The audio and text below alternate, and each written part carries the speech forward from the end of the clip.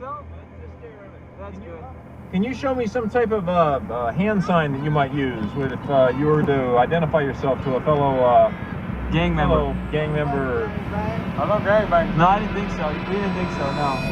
LA police are getting their orders as they prepare for another assault on street gangs. Avenue, but that was before the Los Angeles Police Department declared war on street gangs in the city. My name's Gary Webb. I am an investigative journalist. I've been an investigative journalist for about 25 years. Journalist Gary Webb's investigative report remains one of the most explosive and controversial exposés of U.S. journalism. It was about a cocaine ring that operated along the west coast of the United States. After investigating the origins of the crack epidemic, he found a link leading right to the CIA. Men who were working for the CIA's army were responsible for bringing all that cocaine into Los Angeles. The accusation that the crack epidemic, which ravaged this country's cities, was linked to the CIA.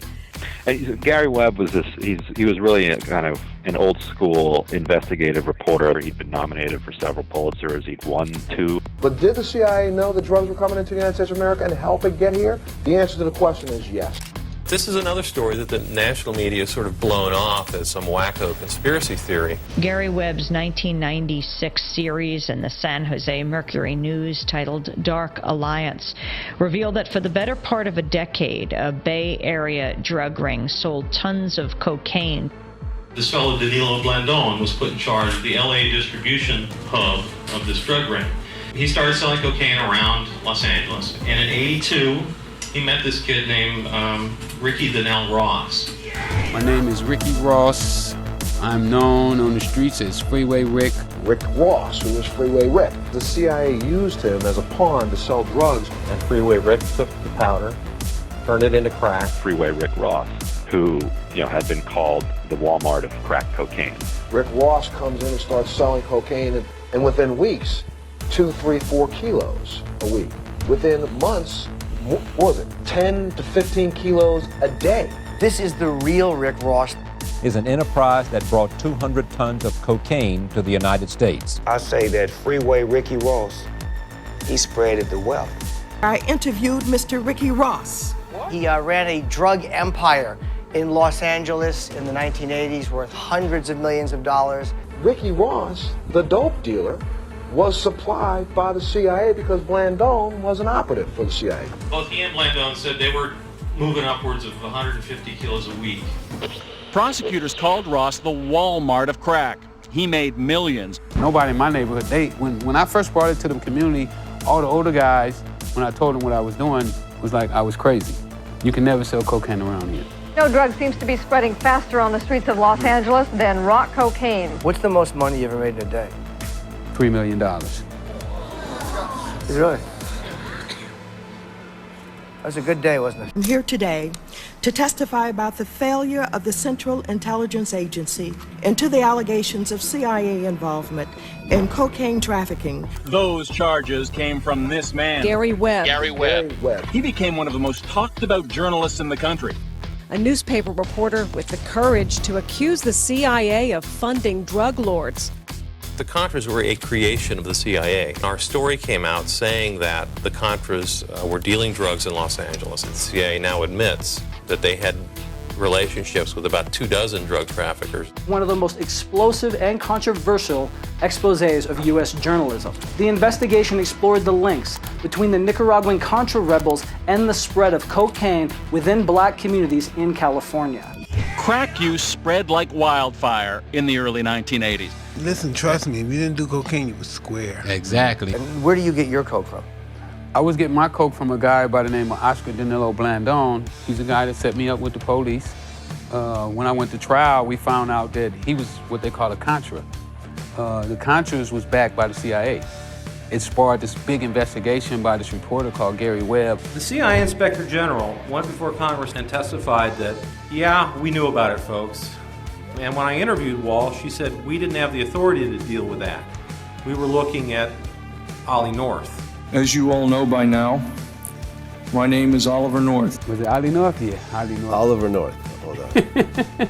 Yeah, Oliver North was, he was the guy that, he was really the fall guy. And Director Casey and I had a lengthy discussion about the fact that this whole thing was coming unraveled and that things ought to be, quote, cleaned up.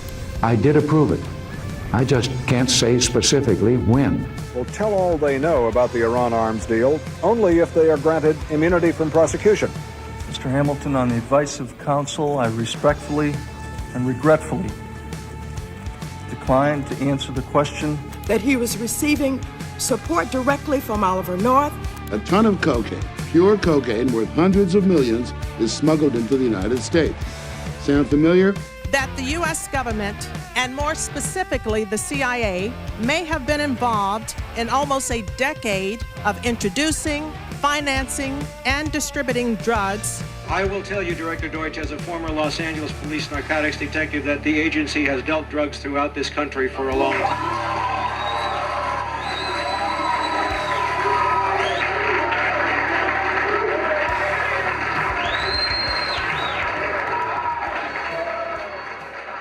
Gary Webb's 1996 series in the San Jose Mercury News titled Dark Alliance revealed that for the better part of a decade, a Bay Area drug ring sold tons of cocaine to Los Angeles street gangs. Geez, if we got beat up over accusing a couple of CIA agents about being involved in this, what the hell's going to happen now? And they actually had memos saying, you know, if we run these stories, there is going to be a firestorm of criticism. As you may recall, the story set off a firestorm of controversy. Then last month, a surprising twist.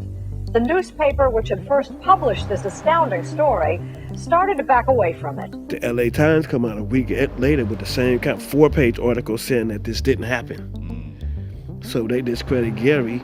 The media establishment immediately lashed back. The CIA denounced him.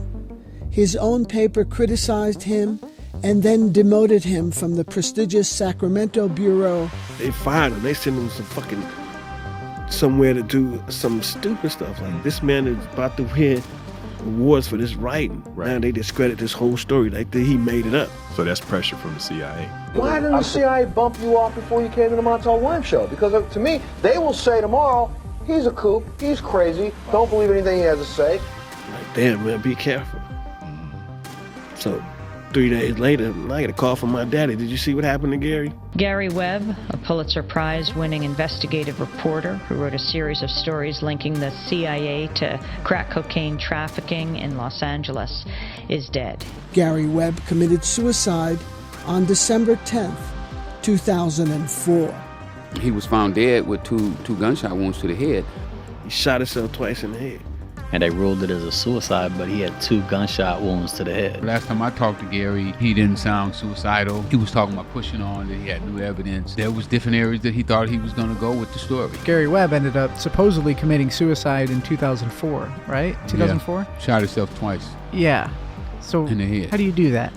A Pulitzer Prize-winning journalist created a sensation when he broke the story in the San Jose Mercury News, linking the CIA to crack cocaine trafficking in Los Angeles.